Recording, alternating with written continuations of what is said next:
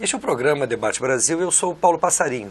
Hoje faremos uma edição especial do nosso programa. Estaremos abrindo a voz para os funcionários da Petrobras. A maior empresa brasileira vem sendo objeto de denúncias muito graves e que afetam a vida funcional de milhares de trabalhadores. Trabalhadores que dão o melhor de si para fazer esta que é a nossa maior empresa. E para tanto, iremos receber aqui e conversar no estúdio do Debate Brasil com Michele Dyer e Denis Sondal. São engenheiros e vão contar um pouco das suas vidas dentro da maior empresa brasileira, a Petrobras. Michele e Denis, muito obrigado pela presença de vocês aqui no nosso programa Debate Brasil. Michele, quero começar com você.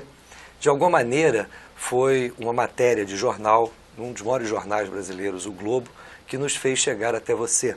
A matéria do Globo, de alguma maneira, procurava focalizar justamente esse momento muito particular da empresa, da Petrobras, nesse momento onde denúncias são sucessivas e que, evidentemente, abalam a imagem da empresa.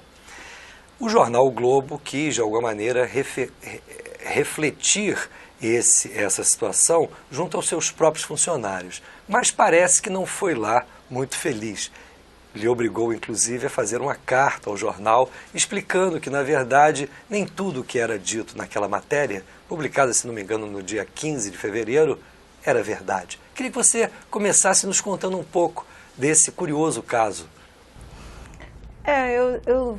Do dia 15 era domingo de carnaval, eu estava viajando, eu recebi, na semana antes a gente tinha feito uma foto, justamente para dizer que para uma campanha interna que os funcionários começaram a fazer nas redes sociais, para dizer que a vida da gente estava normal, que a gente era muito melhor do que tudo isso, a Petrobras era melhor do que todo esse escândalo que está se passando, que está assim, é um escândalo enorme, mas está assim, sendo superdimensionado. E o pessoal começou a fazer essa campanha. Então eu tinha posado para uma foto, que foi uma das que ilustraram o jornal no domingo de carnaval. Eu estava viajando, eu recebi a foto por uma amiga minha e eu li essa matéria pela foto que ela me mandou do jornal. Aí eu fiquei assim um pouco indignada. Eu falei assim, poxa, eu vou posar para uma foto querendo mostrar que a gente gosta da Petrobras, que a gente está dedicado, e eles vêm querendo passar um clima ruim, né? Então eu falei assim, o que eu posso fazer? Eu não posso me arrepender de ter saído numa foto dessa, junto com os amigos, com colegas. Eu tenho que fazer alguma coisa. Então foi quando eu tive a ideia de escrever a carta. Assim, eu estava chateada e eu resolvi falar assim, eu vou desabafar no Facebook, né? Hoje em dia tudo a gente coloca lá, né? E acabou tendo uma repercussão dessa carta. Ou seja, a foto não foi propriamente tirada especificamente para a matéria jornalística do jornal o Globo. O jornal o Globo capturou essa foto, na verdade, a partir da campanha dos funcionários? Ele capturou da rede social, do Facebook. Estava postado lá, junto com algumas outras, pessoal fazendo careta, que era um mote que eles usaram na campanha, e foram todas tiradas das redes sociais. E a campanha organizada por vocês, qual é o seu intuito? Então, o intuito é que era exatamente esse. O pessoal estava se sentindo um pouco ofendido, porque eles acham que a gente está envolvido em todo esse escândalo. Todo e qualquer funcionário é como se fosse um réu. Que a gente está lá, que a gente está recebendo esse dinheirinho também, que a gente... Então, está achando que a gente está envolvido em tudo isso. Então, tinha pessoas sendo hostilizadas. Eu não presenciei nenhuma cena dessa, mas eu ouvi muitos relatos de pessoas dizendo que estavam sendo hostilizados no supermercado. Um amigo meu até essa semana postou, me vaiaram antes de eu embarcar e gritaram corrupto, e não tem nada a ver. Então o pessoal quis fazer essa campanha e dizer que é muito melhor do que tudo isso, que a gente vai passar por isso, que está muito além do que isso. A Petrobras é muito mais do que o escândalo de corrupção em si. Tem nome essa campanha? Sou Petrobras, era o hashtag, era Sou Petrobras, sou muito mais do que isso, sou mais do que isso, e o hashtag. É uma espécie de movimento de autodefesa da competência de vocês, funcionários da Petrobras. Denis, como é que você está vendo esse momento? Como funciona? Você trabalha onde na Petrobras? Trabalho na área de marketing. E eu entrei na Petrobras, eu sou engenheiro eletrônico formado pela UFRJ, trabalhei um tempo no Centro de Pesquisas da Eletrobras e depois fiz o concurso para a Petrobras. Então, eu entrei na Petrobras como analista de sistemas, né? E ao longo dos anos a gente vai mudando de atividade lá. Então, eu passei a trabalhar no marketing.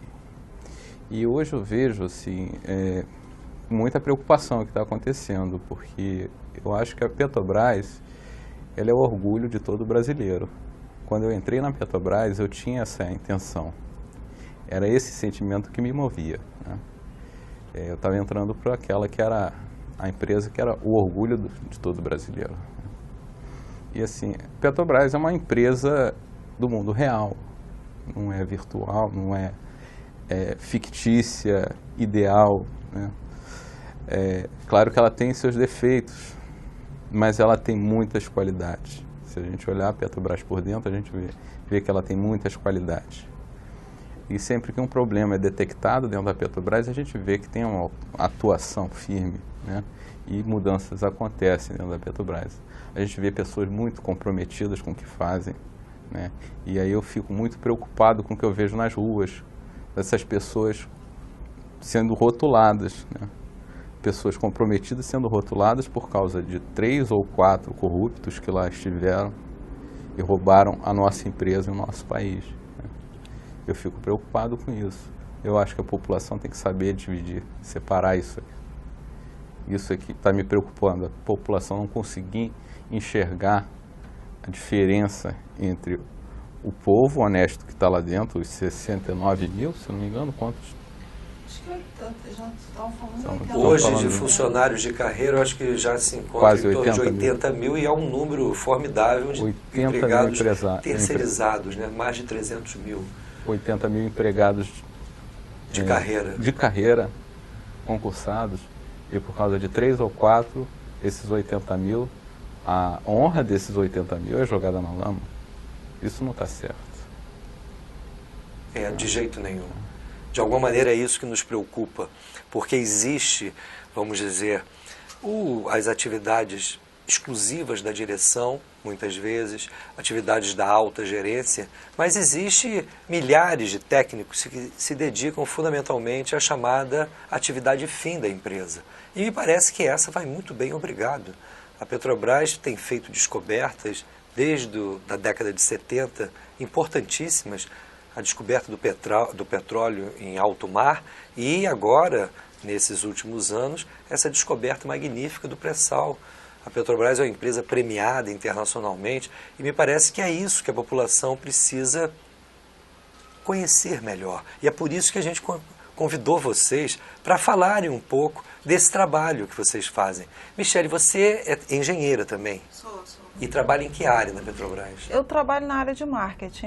Eu não trabalho na mesma gerência que o Denis. Eu trabalho numa área de planejamento.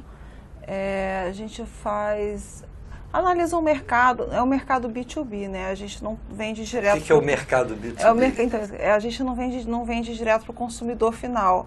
A gente não abastece o carro do cara que vai lá no posto. A gente vende para uma empresa, para uma Shell, para uma Esso, para as distribuidoras. Para as distribuidoras para vender. Então a gente vende para outra empresa. Então a gente analisa, no meu trabalho a gente analisa esse mercado, vê as tendências, vê como é que faz para auxiliar na área comercial, na distribuição desse combustível, como é que está faltando, faz uma intermediação entre a área da logística e a área comercial. A gente escuta a área comercial, ver o que está faltando, se está tendo algum problema de entrega de combustível, para fazer...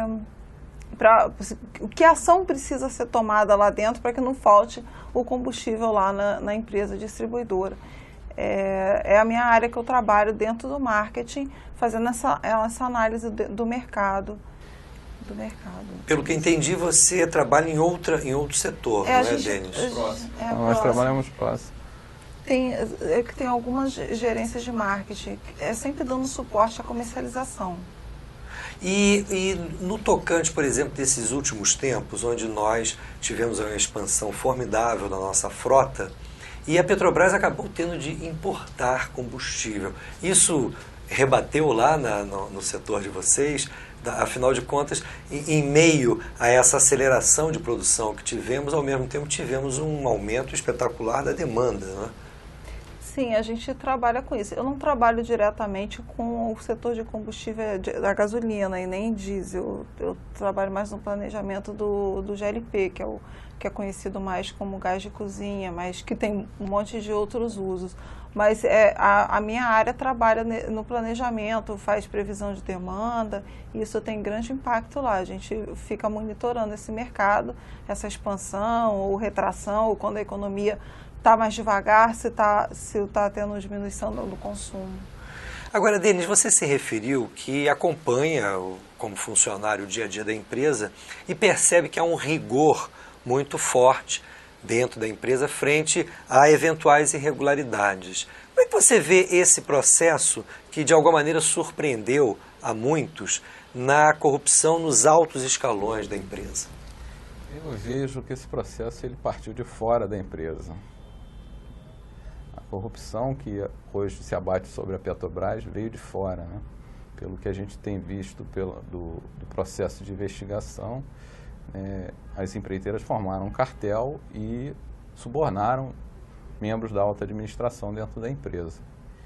Então, assim, é uma coisa difícil de você detectar, né? Você tem o balanço de 2013 foi auditado, o auditor não encontrou nada. O balanço de 2014, o primeiro e segundo trimestre, foi auditado e o auditor não encontrou nada. E assim por diante, se você olhar o passado, né, já que o Pedro Barusco está falando que começou a fazer... Pedro Barusco é um dos acusados pela Operação Lava Jato e ele fez opção pela delação, não é isso? Ele fez a delação premiada e ele contou que começou a roubar em 1997. Então, de lá para cá, todos os nossos balanços vieram sendo auditados e não foi encontrado, não foi detectado nada. Por quê? Porque isso partiu de fora da empresa, não partiu de dentro da empresa.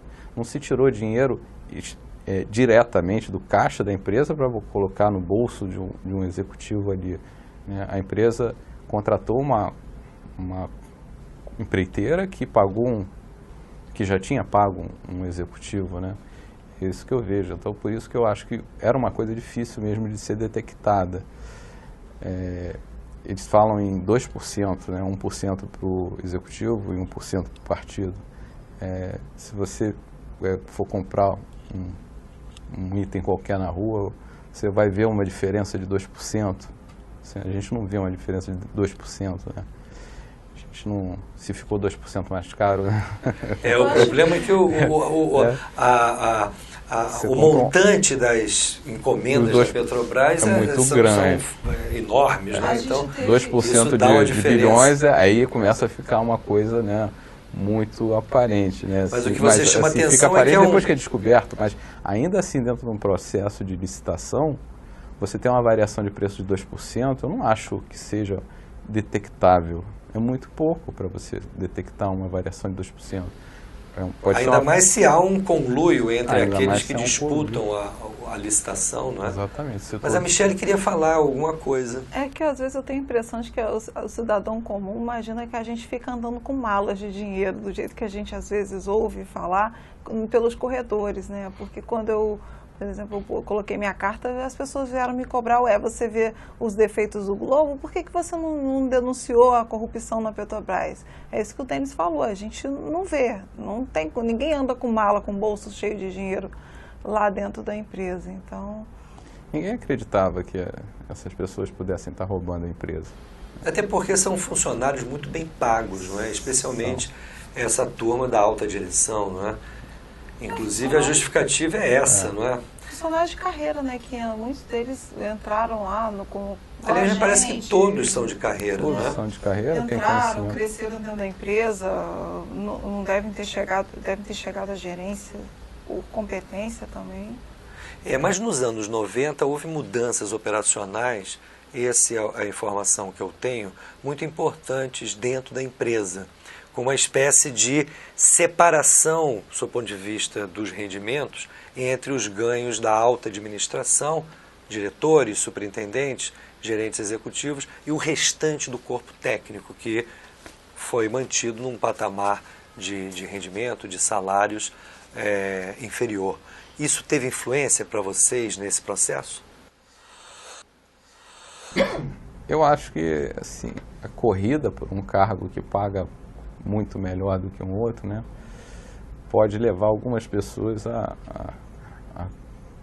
cometerem atos não tão éticos, né?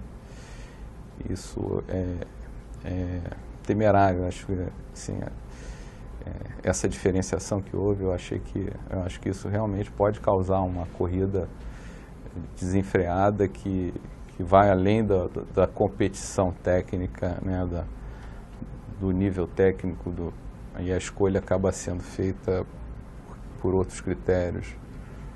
É uma situação difícil, porque aqueles que defenderam esse tipo de valorização dos cargos de direção, dos cargos da alta direção, afirmavam que com a abertura do mercado de petróleo no Brasil, evidentemente os técnicos da Petrobras iam ser muito assediados. Aliás, como vem sendo assediados, né? Muitos técnicos gabaritados, formados pela Petrobras, acabaram sendo contratados a peso de ouro por empresas privadas que passaram a atuar na área de petróleo. Então, há de se olhar esse lado também. O problema é que não se pode, me parece, fragilizar os mecanismos de controle interno, mesmo junto à alta direção, não é? Mas não foram os técnicos que foram bem remunerados, foram os executivos. Os técnicos que ocupam cargos de direção, né? É o caso do Paulo Roberto, é o caso do próprio Barusco, não é o nome dele? Esse que foi mencionado aí como, inclusive, já tendo praticado desde os anos 90 esse tipo de ilícito. Me parece que houve um problema claro de um maior controle interno junto à própria direção. O problema é que isso acaba contaminando o corpo técnico. Mas não é o executivo que encontra o poço de petróleo. É o técnico. É o técnico. E é esse que tem que ser valorizado. Não é o executivo que está na refinaria refinando. Não é o executivo que está na plataforma tirando o óleo debaixo do mar. Esse que tinha que ser valorizado. Pelo visto, você está há muito tempo na Petrobras? Eu tenho 10 anos, eu vou fazer 11 anos. 10 anos, então... Em breve. Você entrou justamente já nos anos de 2000, não é? Em 2003. Você não pegou essa fase da reestruturação nos anos 90? Eu fui do primeiro concurso depois dos anos 90, né? Aliás, do segundo, mas o primeiro foi muito pequeno, tinha pouca gente, entrou muito pouca gente. Então eu ainda cheguei com a empresa sucateada. Muito pouco petroleiro, né? Muito pouco pessoal próprio e muito contratado trabalhando. E um mobiliário diferente, uma outra empresa muito menor do que a gente tem hoje. Denis e Michele, eu vou interromper um minuto o nosso papo, porque nós vamos ao nosso intervalo e dentro de instantes estaremos de volta com esse importante depoimento de dois engenheiros com experiência dentro da Petrobras sobre o real trabalho dos funcionários desta que é a nossa maior empresa. Já já voltaremos.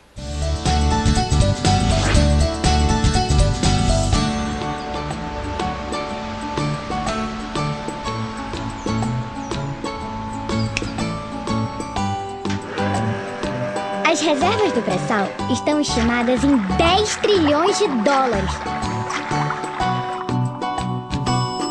Quantia suficiente para erradicar todas as mazelas do nosso país.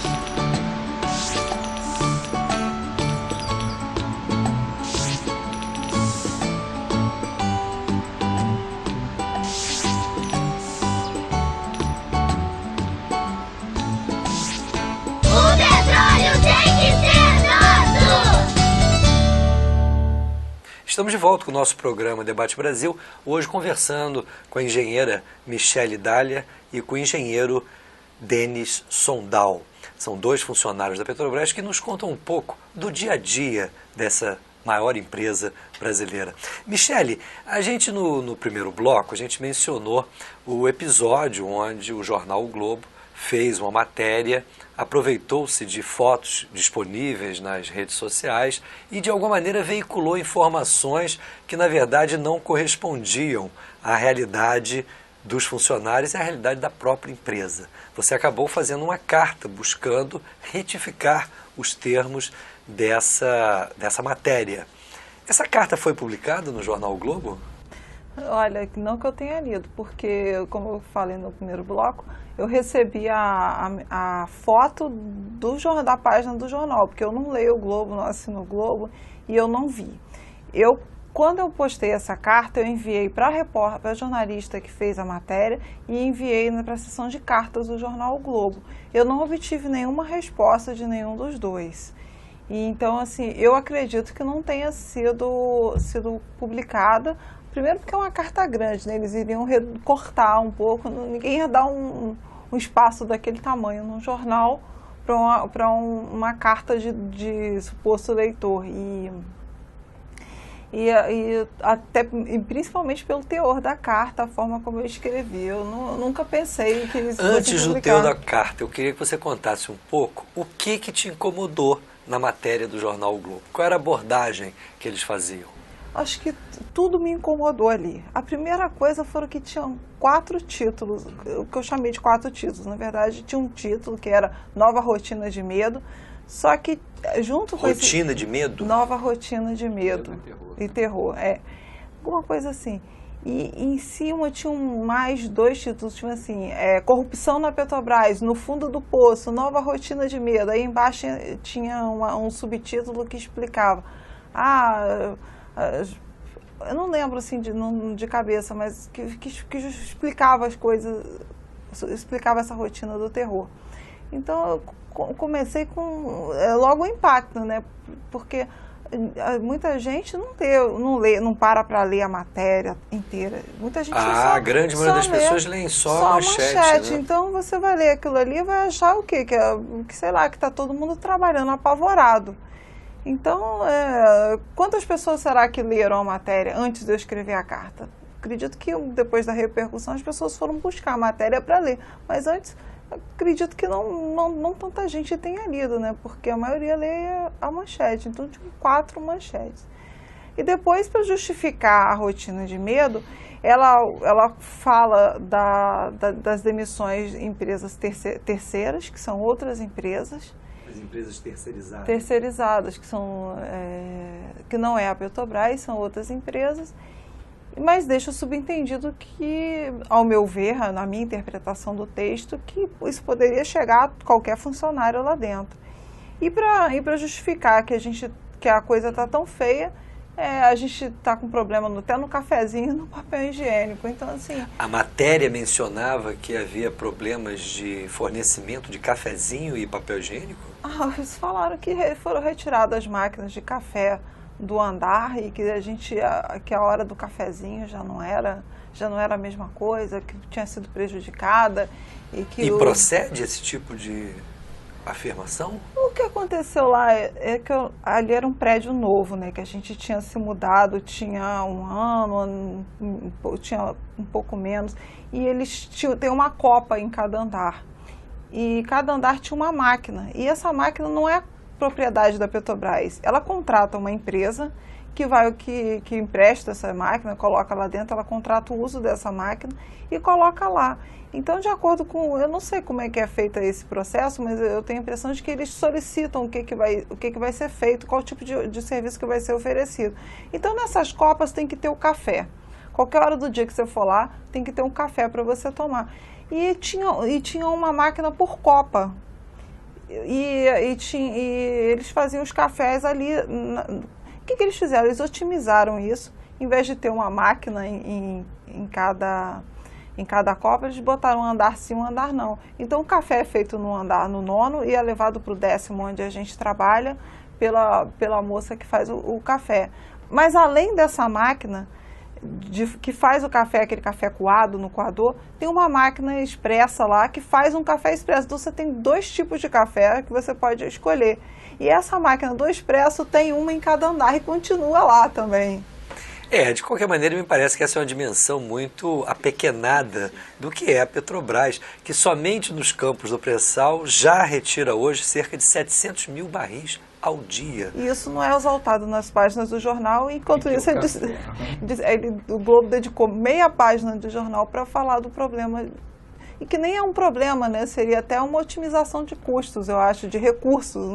Se fosse falar alguma coisa, era para exaltar a otimização de recursos. Tem uma máquina automática em cada andar e tinha uma máquina daquelas que a gente vê em barra, botequim, né? Antiquada, lá de fazer café no coador, em cada andar. Então, resolveram tirar essa máquina antiquada e colocar uma máquina automática. Só que a máquina automática, ela é super high-tech, e ela tem uma produtividade muito maior do que a pequena, que é aquela de botequim, né? Ela dá conta da ela demanda dá conta dos dois andares. Só né? foi isso. E aí pegaram, alguém pegou, eu acho que devia estar mal intencionada a pessoa que falou isso. Né? Como é que você Falaram vê? do papel higiênico também, pelo amor de Deus. Isso chega a ser uma grosseria. Né? Trocou por uma marca pior. Eu acho que eu não vou fazer a propaganda da marca aqui, mas se eu mandar uma carta para eles, vão ficar ofendidos, né? Porque eles viraram a marca de segunda linha, né? A marca de primeira linha não mudou a marca, mudou o tipo. Eram aquelas folhinhas soltas e passou a ser aquele rolo grande, que era o mesmo que a gente tinha no Easy.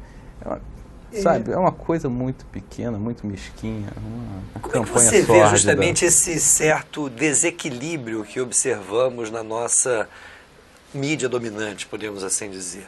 Por que esse desequilíbrio? No teu ponto de vista, por que uma empresa que ela acabou, inclusive, de ganhar mais um prêmio internacional, já faz parte da vida da Petrobras, essa rotina de premiações internacionais, justamente pela sua competência técnica e numa área onde poucas engenharias de petróleo dominam tão bem quanto os técnicos da Petrobras, essa área de produção em alto mar e particularmente no pré-sal. Como é que você vê esse desequilíbrio na cobertura da nossa mídia dominante em torno daquilo que efetivamente a Petrobras faz? Só pode ter uma má intenção atrás disso, né, por trás disso.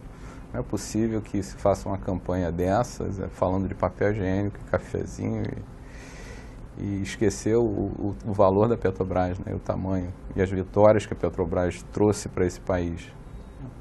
Eu acho que tem que ter alguma intenção muito ruim por trás disso.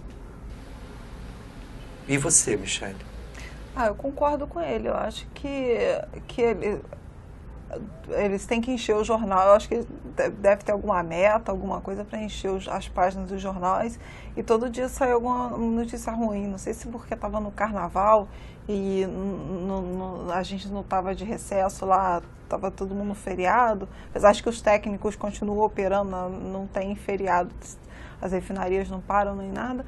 Não sei se não tinha assunto. Eu sei que saem várias notícias lá e eu acho que estava precisando, então eles vão tudo é motivo para falar mal, assim. Acho que vai buscando sempre alguma coisa para denegrir mesmo, para criar na cabeça do leitor uma péssima impressão sobre a empresa, para achar que aquilo que não é viável, que aquela empresa, que a Petrobras não está cumprindo o papel dela, que a Petrobras é uma empresa que está em decadência, que está quebrada.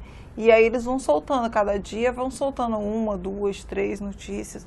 E inclusive notícias que não tem nada a ver. Às vezes coloca a Petrobras no meio, faz alguma relação, e mesmo para o leitor achar que a empresa às vezes é culpada de outras coisas também. A Petrobras, pelo que eu tenho de informações, é hoje a petroleira no mundo que possui maior volume de reservas comprovadas de petróleo e, ao mesmo tempo, é a maior empresa em termos de produção direta desse petróleo. Então, isso era algo que nós deveríamos valorizar e onde a nossa imprensa deveria estar dando muita difusão a esse tipo de informação. Conforme o Denis mencionou, isso deveria ser motivo de orgulho para os brasileiros. Como é que você vê, Denis, justamente essa situação interna para os funcionários da Petrobras? Porque, sem sombra de dúvida, nem tudo são flores. esse processo de que tem repercussões fora da empresa deve afetar o dia a dia do funcionário. De alguma maneira vocês notaram mudanças em relação a isso? Eu acho que as pessoas seguem fazendo o seu trabalho, que sempre fizeram. É claro que eu não posso falar pelos outros, eu não tenho como saber o que vai no coração de cada um, né? Mas assim, o que eu senti, assim, é claro que eu senti uma tristeza muito grande quando eu fiquei sabendo disso tudo, quando isso tudo veio à tona, né, na mídia, e a gente fica um pouco chateado, a moral fica um pouco baixa, né? Mas no primeiro momento eu fiquei abatido e depois eu parei e pensei assim, poxa, mas a minha vida dentro da Petrobras, eu não tenho nada a retocar. Eu sempre fiz o que eu pude, sempre agi de maneira honesta, sempre trabalhei honestamente. Então, bem como eu imagino seus colegas, né? Bem como meus colegas, pelo menos a maioria que eu conheço, né? Até onde eu conheço, mas eu não posso falar por todo mundo, não sei quem está envolvido ou quem não está envolvido, mas sim, quem eu conheço, até onde eu conheço, são pessoas honestas. Então, assim, eu parei e pensei, eu tenho que me autoafirmar frente a esse ataque, né? Porque aí você vai na esquina, a pessoa te ofende, e eu passei a levantar minha fronte e contestar. E enfrentar, Eu tenho que ter orgulho de trabalhar na Petrobras. Porque a Petrobras que eu trabalho não é a Petrobras do Lava Jato. A Petrobras que eu trabalho é a Petrobras campeã em prospecção, em águas profundas. É a Petrobras que descobriu o pré-sal. É a Petrobras sonho de todo brasileiro. É isso que eu tenho que ter em mente no meu dia a dia. Esse orgulho ficou muito claro aqui pra gente, inclusive a sua emoção quando você se referiu justamente a esse momento que realmente abala a todos nós. Nós não gostaríamos, como brasileiros, de estarmos passando por isso. Mas é hora também de enfrentar essas deformações que, infelizmente, perpassam não somente a história de uma grande empresa como a Petrobras. Não sei se vocês tiveram oportunidade, recentemente, o empresário Ricardo Semler deu entrevista em uma emissora de TV a cabo, e ele claramente afirmava que, infelizmente, esses processos de corrupção entre fornecedores e empresas contratantes é algo muito comum, não é algo exclusivo da iniciativa estatal, não é algo exclusivo da iniciativa privada e muito menos é algo exclusivo do Brasil. Ele mencionava, inclusive, problemas corporativos existentes na esfera privada em outras empresas, em outros lugares do mundo. Então ele chamava atenção justamente para a necessidade de defendermos aquilo que é nosso. E a Petrobras, ela é nossa. Em relação ao Globo, Michele, me perdoe de insistir, o jornal jamais lhe procurou, mesmo depois de você ter encaminhado a carta e aparentemente não ter sido publicada essa carta? A própria jornalista responsável pela matéria jamais se reportou a você? Não, que eu saiba não. Não tive, não recebi nenhum e-mail, só aquele e-mail automático mesmo de que tinha sido recebido a minha carta. Até hoje não se dirigiram a mim. É uma pena, porque o jornal o Globo tem muita responsabilidade, ou deveria ter, junto aos seus leitores, né?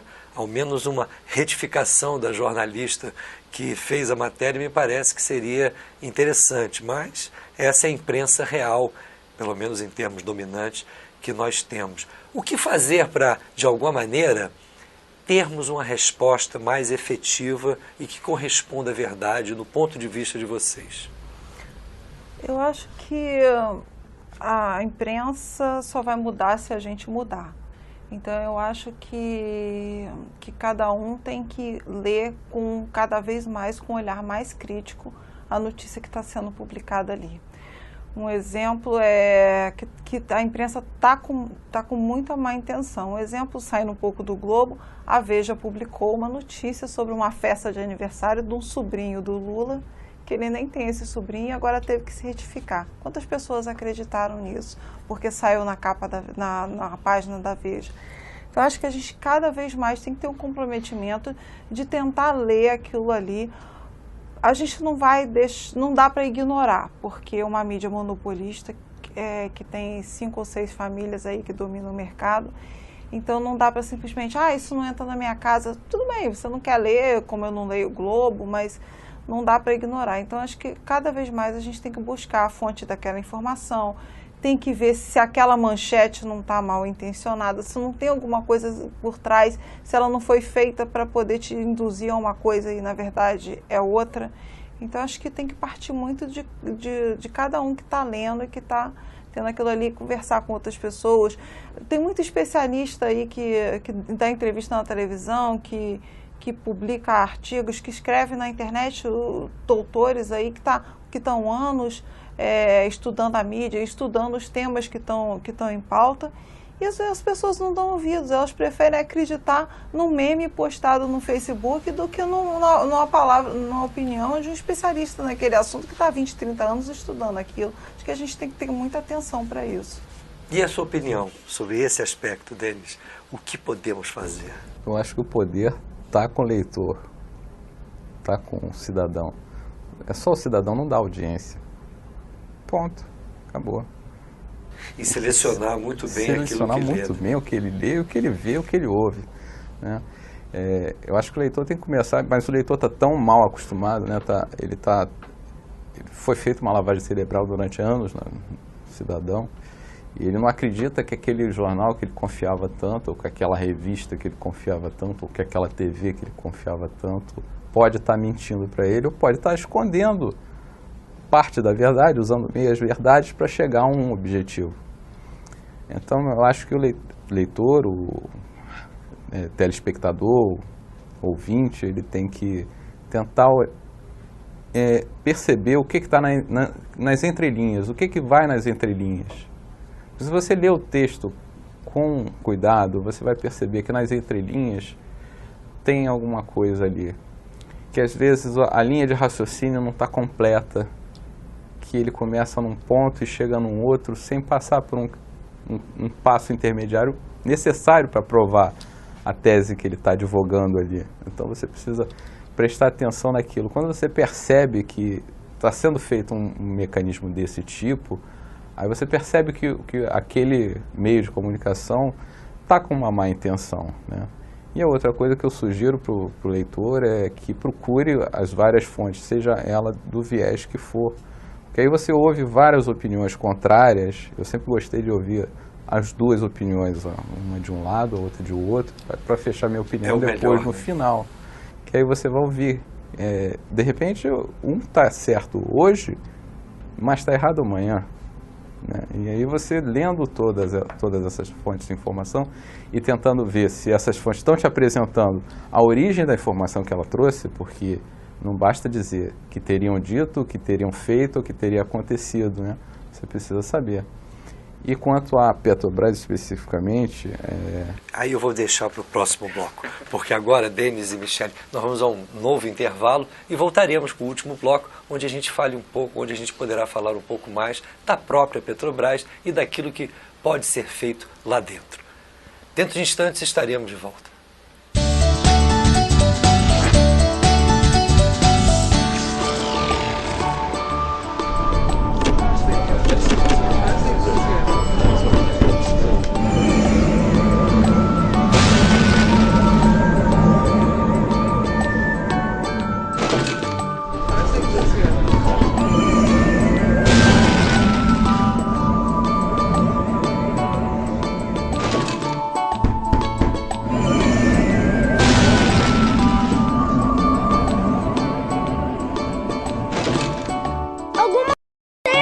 Não é?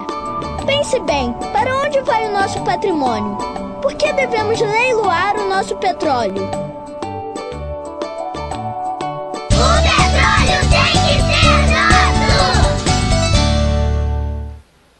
Estamos de volta com o nosso programa Debate Brasil, hoje conversando com a engenheira Michele Daia e com o engenheiro Denis Sondal. Denis, no último bloco você mencionava, inclusive, esse viés da imprensa que nem sempre corresponde à realidade na sua forma de informar. E aqui no intervalo você me deu uma sugestão muito boa para que o cidadão que queira se inteirar de fato do que vem ocorrendo em torno desse imbróglio chamado Operação Lava Jato possa de fato ter um bom conhecimento ou uma boa informação sobre o que de fato se passou. Queria que você externasse aqui para os nossos telespectadores. Então, eu ia falando isso, né, quando acabou esse nosso tempo do último bloco, né? É uma coisa que eu tenho feito, né? Embora seja cansativo, são muitas horas de gravação, é você buscar os depoimentos. Estão todos no YouTube, né? Aí você vai, escuta os depoimentos e escuta com atenção. Presta atenção. Presta atenção quando o Barusco fala que ele começou lá em 97. Presta atenção quando o Paulo Roberto diz que isso não se restringe a um governo, a um partido, ou a Petrobras, que é muito mais do que isso. Então, a gente tem que buscar essa informação lá e ver exatamente o que está acontecendo. Estão todos os depoimentos lá. E se a gente escutar, é uma aula que a gente tem ali de muito do que está acontecendo no Brasil. Agora, deve ser muito duro para um funcionário da Petrobras ter a paciência de escutar esses que, na verdade, mancharam o nome da Petrobras e do seu corpo funcional. Afinal, eram funcionários de carreira, não é, Michele? Como é que você se sente? Você já teve a oportunidade de ouvir um desses depoimentos? Não cheguei a fazer isso que o Denis fez, não, mas eu acho que deve ser bem interessante mesmo. Você tem que disponibilizar um tempo lá. A gente fica na esperança de que isso sirva, ao menos sirva de lição para que os próximos técnicos que ascenderem na carreira não sigam essa linha, né? Se comprometam mais com a Petrobras e que eles sejam punidos para não dar mais margem porque cai um diretor se aposenta, um vai preso e alguém vem no lugar, né? Então a gente tem que ter mecanismo para que esse que vem substituir não continue fazendo as mesmas coisas e a Petrobras não continue aí pagando a conta desse rombo. Muitos atribuem que a interferência política ela acaba sendo muito perniciosa. Mas, no caso, parece que houve uma sofisticação nesse processo de indicações políticas, porque, pelo menos salvo engano da minha parte, a esmagadora maioria daqueles envolvidos enquanto dirigentes da Petrobras, nesse caso, eram funcionários de carreira, ou seja, os partidos políticos, com muita força para indicar cargos, foram buscar pessoas de sua confiança junto ao próprio corpo técnico. Você teria, Denis, alguma sugestão de como minimizar esse tipo de interferência, que não necessariamente ela é nociva a um partido político, por exemplo, que tenha sido escolhido majoritariamente pela população, tem responsabilidade de governar. Mas isso não significa que possa querer se aproveitar disso em em prol de algo absolutamente questionável e que, inclusive, incide em crime. Como é que a gente pode resolver isso como cidadãos brasileiros? Aqui eu já não pergunto mais para dois funcionários da Petrobras, mas como cidadãos, como é que vocês veem isso? Essa relação entre partidos políticos e a máquina estatal? Essa pergunta é muito boa, né? E é muito oportuna. Eu acho, assim, que quando eu escutei o Barusco falando, eu comecei a roubar em 97, fiquei com uma dúvida, assim, porque eu analiso as coisas, tento analisar as coisas mais friamente, tirar um pouco a emoção, para não deixar contaminar. E aí eu parei e pensei assim, mas o Fernando Henrique começou em 95. Por que ele não começou em 95? Porque se fosse uma coisa só de um partido, né, teria começado em 95. Então comecei a pesquisar e tem uma coisa que acontece em 97 que eu achei muito interessante. Em 97 muda a lei eleitoral. E aí passa a ter esse financiamento privado de campanha. E é quando começam as coisas acontecendo na Petrobras, ou pelo menos a escalada, né? Começa a escalada, né? E que eu acredito que sempre tem alguma coisinha ou outra pequena, a gente sempre vai ter em qualquer empresa do mundo, né? Como você falou. O Ricardo Semler falando que isso é de qualquer empresa nacional, internacional, privada, pública, e você pode constatar isso facilmente se você virar síndico do teu prédio. A primeira coisa que vão te oferecer é uma propina para você fazer a compra com o fornecedor A ou B. Né? É verdade. Infelizmente. Infelizmente. Então, assim, se tem num prédio que tem um orçamento, imagina no orçamento do tamanho da Petrobras. Então, só que quando a coisa vira institucional, né, aí fica complicado de você combater. Os partidos ficam ansiosos por esse dinheiro para fazer campanha. Né? Todos os partidos que estão aí, todos eles usam esse dinheiro. E basta você entrar no site do TSE e comprovar quem doou para quem. Acho que muito desse dinheiro, pelo que eu entendo aqui, um pouco dessa questão do trâmite de dinheiro contábil, é legal, é autorizado constitucionalmente, que é o que o Denis está falando, dessa mudança da lei. Tem muito dinheiro que acaba chegando, de certa forma, legalmente para as campanhas, né, em forma de doação. Não é todo o dinheiro desviado, mas muita coisa, não é isso?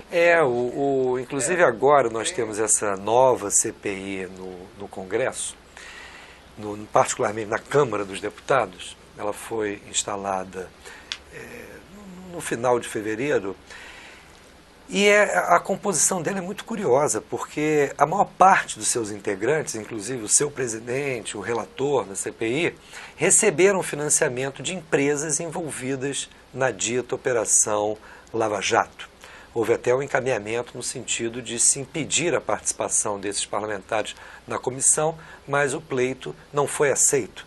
E, nesse sentido, eles tocaram lá, estão trabalhando, e a defesa dos parlamentares, e foi curiosa essa defesa, porque foi, de alguma maneira, uma defesa praticamente de todos os partidos, exceto daqueles que o pessoal que encaminhou o questionamento sobre a pertinência desses parlamentares financiados por essas empresas participar da CPI, mas todos os demais partidos justificaram justamente afirmando que o financiamento corporativo, o financiamento empresarial para as campanhas é legal.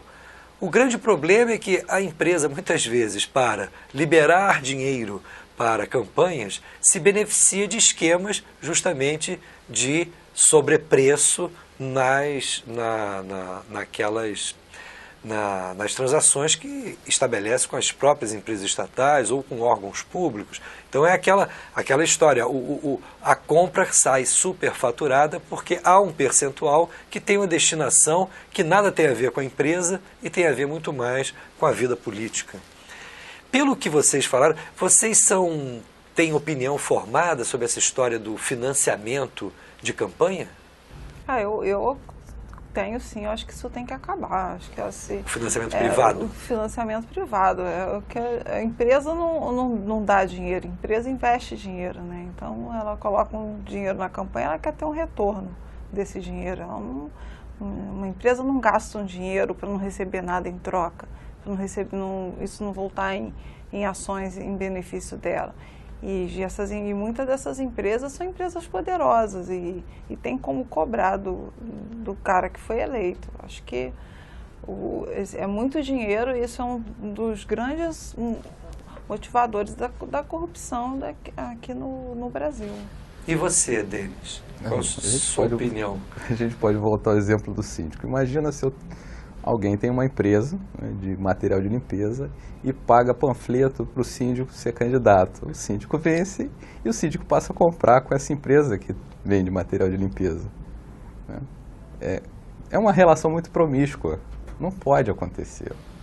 Né? E, afinal de contas, eleições é para o cidadão se posicionar, não a pessoa jurídica. Eu tenho uma sugestão para o cidadão. O cidadão pode entrar no site do TSE nas vésperas da eleição e votar naquele que recebeu menos dinheiro. Assim você acaba com essa roda que move a corrupção. É só votar em quem recebeu menos. Mas essa discussão está na ordem do dia. Né? O Supremo Tribunal Federal tem em mãos uma ação direta de inconstitucionalidade, onde a maior parte dos juízes já votou pela inconstitucionalidade de doações de empresas a partidos ou a candidatos, porque muitas vezes o financiamento não é para um candidato, é para um partido político. E essa matéria já poderia ter sido decidida pelo Supremo, mas houve um pedido de vistas do ministro Gilmar Mendes, e o que se fala é que o ministro não dará o seu voto para deixar justamente que o Congresso decida essa questão, Congresso este que está debruçado agora sobre uma proposta de reforma política e, entre outras coisas, se pretende criar uma cláusula constitucional estabelecendo a constitucionalidade, na verdade, das doações de empresas. Então, nesse sentido, a tua ideia ficaria prejudicada. Não, não fica prejudicada. Porque na medida em que você votar naquele que tem menos doação, aquele que recebeu menos, que optou por não se comprometer com essas empresas, os outros vão querer fazer igual. Porque eles vão perder a eleição com mais... Hoje em dia, quem tem mais dinheiro ganha. Pois é, mas essa é a minha preocupação, Michele. Quando quem tem mais dinheiro perder, eles não vão querer ter mais dinheiro. O problema é desvincular a eleição desse espetáculo de propaganda que a gente... naquele que tem mais doação, aquele que está mais comprometido. É um contrassenso. Não é à toa que nesses últimos anos os marqueteiros viraram muitas vezes as estrelas da campanha. Não são nem mais os próprios candidatos, né? Os marqueteiros têm um peso muito grande. Como é que a gente resolve isso, Michele? Eu acho que se continuar o financiamento privado de campanha, isso não vai ser resolvido. Cada vez mais, eu acho que a tendência é continuar do jeito que está. Agora, a partir do momento que se tira esse financiamento, que eles vão ter pouco dinheiro para gastar com campanha, aí vai ter que usar a criatividade. Talvez a gente tenha, ao invés de discutir imagem, a gente vai começar a discutir ideias. Seria muito melhor, né? Seria, que já era o que deveria ser, mas por enquanto as pessoas discutem imagem, né?